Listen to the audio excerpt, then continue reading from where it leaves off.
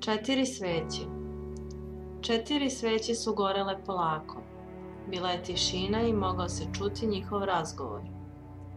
Prva sveća reče: ja sam mir. Ljudi me ne uspevaju sačuvati. Nema potrebe da gorim. Mislim da ću se ugasiti. I odmah se ugasila. Druga sveća rekla je: ja sam vera.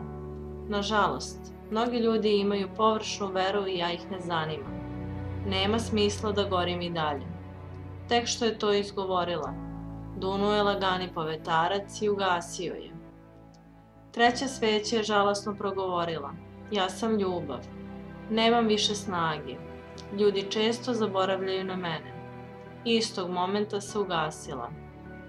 Nedugo zatim u sobu je ušlo dete. Šta je ovo? Upitalo je dete. Trebalo je da gorite do kraja. I rekavši to, počelo je plakati. Tada se oglasila četvrta sveća. Ne boj se.